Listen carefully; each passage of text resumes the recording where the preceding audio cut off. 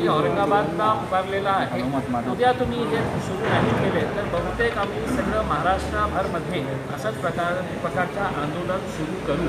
ते होऊ नये म्हणून माझी मुख्यमंत्री साहेबांना विनंती आहे की लवकरात लवकर याच्या बाबतीत तोडगा आपण काढावा आणि स्थगित करण्याचं काही कारण नाही आहे. आज आगंची मशिदीला लॉक लागण्यात आलेला आहे. तिथे नमाज झालेली आहे. हे आंदोलन असं नाही आहे की आज स्थगित करत आहे. हे आंदोलन सुरू फिरणार. आता उद्या काय करणार, परवा काय करणार हे आपल्याला कळेल. पोलिसांनी तुम्हाला ताब्यात घेतलं होतं, पोलिसांनी काय सूचना केलेली आहे तुम्हाला? आणि पोलिसांच्या सुरुवातीपासून एकच हे होतं की ते काही करू शकत नाही. याचं कारण एक आहे की याचा निर्णय जे आहे ते राज्य सरकार घेणार आहे आणि जोपर्यंत राज्य सरकार देत नाही निर्णय ते आम्हाला परवानगी देणार नाही मशिदीमध्ये जाण्यासाठी किंवा मंदिरमध्ये जाण्यासाठी. तर त्यांचं असं म्हणणं होतं की जे 5 लोक नमाज अदा करत आहेत ते अदा करणारच आहे. जास्त भीड झाली तर ते केसेस रजिस्टर करणार आहे. आणि त्यांचाही आदर करतो की त्यांनी आपलं काम करावं आणि आमच्या जे लोकांची ज्या भावना आहे त्याच्या आधारावर आम्ही आमचं काम झाल्या तुम्हाला थांबवण्यासाठी.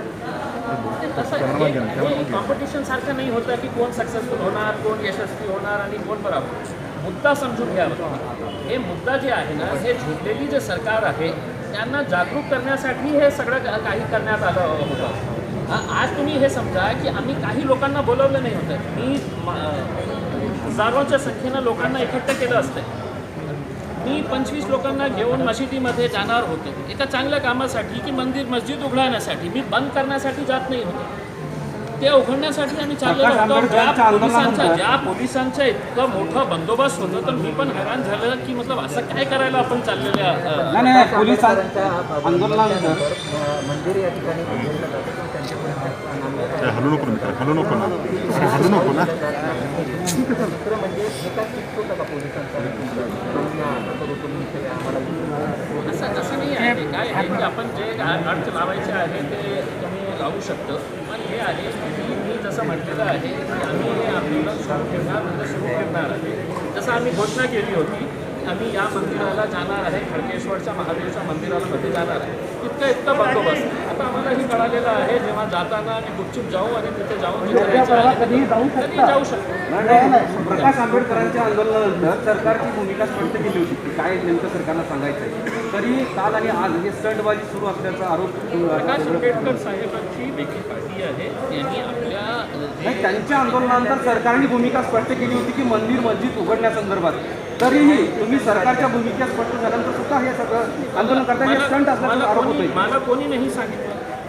मी काय आहे की सरकारने मला बोलले असते की बाबा आम्ही या तारखेपासून आम्ही मंदिर मस्जिद उघडू करणार आहे तर मला कळले असते. त्यांनी कुणाला काय म्हटले आहे माझं काय समजतं. आंदोलनाचा आउटपुट काय हेच आहे जे सरकार मला असं वाटतं की आता सरकार असं वाटतं मला की मतलब जे शिवसेना जे झोपलेली होती ज्यांचे मुख्यमंत्री आहेत जे सत्तेमध्ये जाऊन हिंदुत्वाच्या नावावर बसलेले होते ते का मग आता जागृत झालेले आहे आणि काहीतरी त्याचा ठोस परिणाम निघेल हे आम्हाला माहिती. त्याचं आंदोलनाचा फॉर्मॅट काय अजून आम्ही तुम्हाला सोबत घेऊन जाऊ.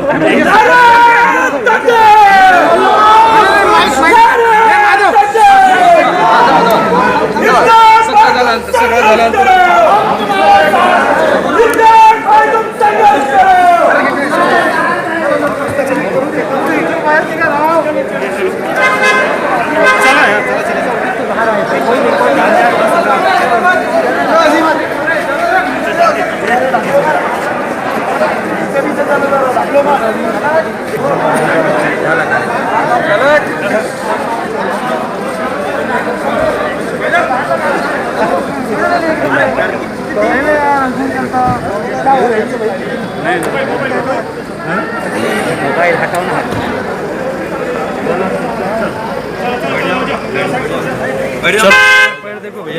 पैर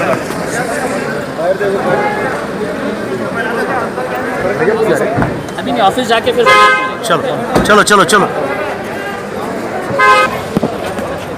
जब सब प्रोटोकॉल चुका मंदिर मस्जिद क्यों बंद है, गिरजाघर क्यों बंद है, बुद्ध विहार क्यों बंद है, आप जो कंडीशन डालना है वो डालिए, लेकिन अब ये खुली, और अगर ये सरकार अगर नहीं खुलती है तो हमारा आंदोलन हम इसी तरह से जारी रखेंगे। महाराष्ट्र भर में शुरू करेंगे आंदोलन। अगर सरकार अगर नहीं करती है तो हमने सिर्फ एक झांकी दिखाई है, हम पूरे महाराष्ट्र के अंदर भी आंदोलन करेंगे। भूमिकेमुळं आज तुम्हाला पोलिसांनी आतमध्ये नेऊन काय बोलणं झालंय, काय म्हटलं? नाही, पोलिसांनी सुरुवातीपासून एकच स्टँड घेतले होते की आम्ही हे आंदोलन करू नये. माझा हे अधिकार आहे, मतलब लोकतंत्रामध्ये मला हे अधिकार दिलेला आहे की जे मला पटत नाही त्याचा मी विरोध एक शांतिपूर्ण मार्गाने मी करू शकतो. आणि त्या शांतपूर्ण मार्गाने मी काल मंदिरामध्ये जाण्याचा प्रयत्न केला. तिथे आम्हाला सांगण्यात आले का की नाही लॉ अँड ऑर्डर सिच्युएशन खराब होईल, ते मान्य केले आम्ही, त्यांना मान देऊन आम्ही मी स्वतः तिथे गेलो नाही. आज मशिदीमध्ये जाणार होतो फक्त नमाज अदा करण्यासाठी, मग तिथे आम्हाला अडवण्यात आलेलं आहे, डिटेन करून आम्हाला ताकीद करण्यात आलेली आहे की आम्ही असं करू नये. पण काय आहे की मला सरकारला फक्त हे सांगायचं आहे की आता उघडा तुम्ही हे सगळं मंदिरं मस्जिदे धार्मिक स्थळं, तुम्हाला जे कंडिशन्स लावायचे आहे ते लावा, पण अशा प्रकारे तुम्ही दडपशाही करून आम्हाला थांबणार असेल तर आम्ही थांबणार नाही. आम्ही आमचं आंदोलन सुरू ठेवणार आहे. औरंगाबादमध्ये आम्ही समजा फक्त एक ट्रायल घेतलेला आहे, एक फक्त झाकी होती. आम्ही पूर्ण महाराष्ट्रामध्ये आंदोलन करू. तुम्ही हे लवकरात लवकर निर्णय नाही घेतला तर. पण एक विरोधक आता राजकीय असा आरोप करत आहे की पोलिसांनी इम्तियाज जलीलांचा हा हाय व्होल्टेज ड्रामा होता, कारण इम्तियाज जलील ऑफिसमध्ये वाट बघत बसले. त्यांना हे वाटत असेल की मी काय असं डायरेक्टर आहे आणि पोलिसांना मी असं काही करू शकतं, तर ते मला मोठं करत आहे. मला नाही वाटतं की पोलीस कोणाच्या सांगण्यावरून असं करतील. त्यांना असं वाटलं असेल की मी तिथे गेल्यावर खूप सारी भीड इकट्ठा होतील म्हणून त्यांनी मला अडवलेले आहे. आता त्यांच्यावर निर्भर आहे. लोक काय बोलते मला काही त्याच्याशी देणं घेणं नाही. आणि इथे बोलणारे म्हटलं एक दोन लोकच आहेत जे बडबड. काल पोलिसांच्या विनंतीला मान देऊन तुम्ही मंदिरात येणं टाळलं. आजही पोलिसांनी तुम्हाला विनंती केली होती, आज तुम्ही तो मान नाही दिला पोलिसांना, तुम्ही मस्जिदीत येण्याच्या भूमिकेवर ठाम होता. मी कशासाठी जात होतं? मी काय नारेबाजी करण्यासाठी तिथे चाललो होतो का? मी शांतिपूर्ण मार्गाने तिथे नमाज अदा करण्यासाठी चाललो होतो. आणि मला पाहिजे असतं तर मी हजारोच्या संख्येने मी लोकांना तिथे इकट्ठा केलं असतं. मी सकाळपासून हे म्हटलं होतं की आपल्याला लोकांना फक्त सरकारला हे दाखवायचे आहे की एका मशिदीमध्ये 1000 लोक नमाज अदा करतील, तर त्यापैकी तुम्ही 200 लोकांना परवानगी द्या, आम्ही तुम्हाला दाखवतो की कशा नियमाप्रमाणे आम्ही हे सगळं करू शकतो.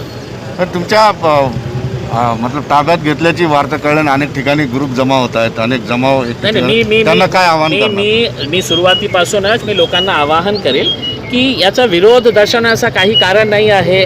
आपण काही त्याच्यामध्ये लॉ अँड ऑर्डर सिच्युएशन खराब करण्याचं काही कारण नाही आहे. आपल्याला सरकारला जे जागरूक करायचं होतं ते मला वाटतं की कमीत कमी आम्ही त्याच्यामध्ये हे सक्सेसफुल झालेले आहे की झोपलेली सरकार जे होती त्यांना आम्ही जागे केलेले आहे. पण आता अचानक आंदोलन करणार तुम्ही, कधी कुठे? नक्की करू अचानक आंदोलन आता पोलिसांना सांगणार नाही? अचानक करून, कारण आमचे जे जवळचे मित्र आहे त्यांनी म्हटलेले आहे आम्ही हे मंदिरामध्ये आम्ही दिवस रात्र बसू, तुम्ही तिथे बसा, मी दूसरा मंदिर जाऊँ. जब सब कुछ खोल चुके हैं तो आप मंदिरें मस्जिदें भी खोलिए. मंदिरों के सामने बहुत सारे लोग छोटे मोटे कारोबार करते हैं, नारियल बेचते हैं, फूल बेचते हैं, अगरबत्ती बेचते हैं, पूजा का साहित्य बेचते हैं. उनकी रोजी रोटी उसी के ऊपर चलती है. आप ये अगर नहीं कर रहे हैं, 6 महीने से उनका पेट कैसा भर रहा है इसके बारे में आपने पूछा है? आप कम से कम उनको 10,000 रुपये का पैकेज डिक्लेयर करिएगा. कम से कम 2000 ऐसे मंदिरें हैं महाराष्ट्र के अंदर जिसके सामने जो छोटे छोटे दुकानदार कारोबार करते हैं उनकी रोजी रोटी उसी के ऊपर चलती है. आज मस्जिदों के अंदर हमारे को जाने के ऊपर रोक लगा दी गई है. मस्जिदों में हम जाके नमाज नहीं अदा कर सकते हैं. आप कहते हैं कि नहीं शादी में चले जाओ, 50 लोग अगर शादी में चले गए वहाँ पर 4 घंटे भी अगर बैठेंगे तो हमको कोई डिफिकल्टी नहीं है. आप जा सकते हैं, शादी के अंदर धूमधाम कर सकते हैं. लेकिन मस्जिद में मैं अगर कहूँगा कि मुझे 5 मिनट के लिए नमाज़ पढ़ने के लिए इजाज़त दी जाए तो सरकार के पेट में दर्द हो जा रहा है कि नहीं हम मस्जिद में नहीं जाने देंगे. तो क्या ऐसा हुआ है कि सरकार को लगता है कि सिर्फ मस्जिदों से या मंदिरों से या धार्मिक स्थलों से ही आपका कोरोना फैलने वाला है? ये अजीब किस्म के फरमान कौन जारी कर रहा है? तो मैं तो उनको झुककर सलाम करना चाहता हूँ कि इतना ज्ञानी व्यक्ति हमारे पास महाराष्ट्र के अंदर कोई है. गणेश विसर्जन के दौरान आपने पुलिस की बात मान ली थी, तो आज क्यों ये कदम उठाना पड़ा? नहीं, देखिए कल के दिन पुलिस ने जब विनती की थी तो मैंने उसका मान रखते हुए, क्योंकि कल गणेश विसर्जन एक हमारे हिंदू भाइयों के लिए बहुत बड़ा दिन है, अहम दिन है. पुलिस ने कहा कि हमारी पूरी पुलिस फोर्स उसमें लगी हुई है। मैंने उनका आदर करते हुए मैंने कहा ठीक है मैं नहीं जाऊँगा करके। मैंने कल ही उनसे कहा था कि मैं कल नहीं जाऊँगा, लेकिन आज फिर मस्जिद के अंदर जाने के लिए आप रोकना नहीं करते। तो मैंने आज के दिन मस्जिद के अंदर जाने का ऐलान किया था, तो वहाँ पर भी मुझे रोक दिया गया है। तो ये जो हुक्मशाही चल रही है कि आप मुझे लॉजिकली अगर समझाएं, सरकार का कोई मंत्री या मुख्यमंत्री अगर मुझसे कहे कि ये वजह से हम ये सब नहीं कर रहे हैं, तो मुझे समझ में आएगा। हो सकता है कि मुझ में इतनी अकल नहीं हो कि आप बहुत बड़े अकलदान बैठे हुए हैं, आपको पूरी अकल है, दिमाग सारा आपको है। आप कम से कम लोक प्रतिनिधि की हैसियत से मुझे समझाएं कि आप जो कर रहे हैं इम्तियाज़ साहब ये गलत कर रहे हैं, हम ये वजह से नहीं खोल रहे हैं। आप कुछ नहीं कहेंगे कि सर नहीं हम बंद करने का बोल दिया है करके, तो तुम फिर तुम्हारे रास्ते पे चलो, मैं मेरे रास्ते पे चल रहा हूँ। लेकिन सर ये इल्ज़ाम लग रहा है कि आप एक आईनी ओहदे पर होते हुए लॉ एंड ऑर्डर का मसला पैदा कर रहे हैं। अगर कहीं पर भी लॉ एंड ऑर्डर का मसला अगर होगा तो उसके लिए इम्तियाज़ जलील जिम्मेदार होंगे। मैंने बार बार ये लोगों से अपील किया है, यहाँ पर कहीं पर भी हमको हंगामा करने की ज़रूरत नहीं है, किसी तरह का ओवर रिएक्शन करने की ज़रूरत नहीं है। क्या आपको लगता नहीं है कि इम्तियाज़ जलील के अंदर आज औरंगाबाद में अल्हम्दुलिल्लाह इतनी ताकत है कि उन्हें 10,000 लोगों को इकट्ठा कर सकता है? लेकिन अगर मैं 25 लोगों के साथ अगर मस्जिद में अगर जा रहा हूँ तो कौन सा ऐसा गुनाह कर दिया है? तो इल्ज़ाम लगाने वाले तो सर अभी जो आपने यहाँ पे अभी किया है सबको इतना सोशल डिस्टेंसिंग का उल्लंघन हुआ, ऐसा आपको लगता नहीं कमिश्नर ऑफिस में आज यहाँ पे? कमिश्नर को बोलिएगा कि सबके ऊपर केसेस रजिस्टर करवा दे करके क्योंकि मस्जिद से ज्यादा यहाँ इकट्ठे हो गए। सोशल डिस्टेंसिंग का सरकार ने, आपकी सरकार ने एक फरमान हमारी जारी नहीं, किया हमारी कि 30% लोग कंपनियों में काम कर सकते हैं। आपकी सरकार ने कहा है कि नहीं 50 तो सर लोग हमारी कौन सरकार है? शादी के अंदर चले जा सकते हैं। तो आपका कुछ समझौता हुआ है क्या कोरोना के साथ कि नहीं साहब अगर आप शादी के मंडप में नहीं, आए लेकिन ना तो सर, मैं कुछ नहीं करूंगा आप आपको। हमारी सरकार क्यों बोल रहे हैं? मस्जिद में गए कि मैं आपको देखिएगा आपको कोरोना फैला दूंगा मैं आपको, तो कोरोना के साथ अगर ऐसा कुछ समझौता हुआ होगा तो आप बता दीजिएगा। मदनी मकामात खोलने की मुहिम कब तक जारी रहेगी? जब तक सरकार नींद से जागती नहीं है, सरकार को थोड़ी अकल आती नहीं है और सरकार कोई ठोस फैसला नहीं लेती है। हमने एक मरतबा सबको बता कर गए थे, अब समझ में आया है कि अब बता कर जाने की ज़रूरत नहीं है, अब जाएंगे वहाँ पर करेंगे और फिर बताएंगे कि हमने क्या किया। एक महत्वपूर्ण सवाल मेरा आपसे है कि आप जब चुन के आते तो आपने सबसे पहले ऐलान किया था कि इस शहर के अंदर शराब और गुटखे सब बंद करके रहूँगा। पूरा चल रहा है धमाके आप बता दीजिए ना, जहाँ पर भी है अपन दोनों मिलकर जाकर बंद करेंगे उसमें। चल रहा है ना, आपको पता होगा। जहाँ पर भी है आप मुझे ठिकाना बता मैं दीजिएगा। बताऊंगा, हाँ। मैं आपको जबान दे रहा हूँ 24 घंटे के अंदर अगर वहाँ पे नहीं बंद कराया तो इम्तियाज़ जलील नहीं रहेगा। साहब इस आंदोलन का कनेक्शन मनपा का इलेक्शन से है क्या? इस आंदोलन का कोई कनेक्शन मनपा इलेक्शन से है? मैं तो शिवसेना को विनती करूंगा कि कम से कम 4 साल के लिए इलेक्शन आगे बढ़ा दे, सर काम करने दे एडमिनिस्ट्रेटर। सर, एक अभी इलेक्शन हमारा से कोई लेना देना एक नहीं है। सुदर्शन मेरी का- पार्टी की तरफ से मैं बोल रहा हूँ बंद करवा दे। सर एक सुदर्शन का शो आने वाला था, उसके लिए इतना हंगामा हुआ, पूरे देश में हाहाकार मची। ऐसा क्या था जो हाई कोर्ट से ऑर्डर ले लिया? क्या डर था क्या जो खुलासा होने वाला था? रिकामे लोगों के पास कुछ काम नहीं रहता है। तो सुदर्शन का जो शो था वो सब रिकामे लोगों के काम है साहब। उसके अंदर कोई उसमें कुछ तथ्य नहीं, कुछ भी अपना बकवास बताने का, ये सब काम नहीं, खुलासा तो होने देते ना सर। मेरी तरफ से उनको औरंगाबाद में बुलाइए, जरा उनकी खातिर तवाज़े करेंगे आप। संभाजी नगर में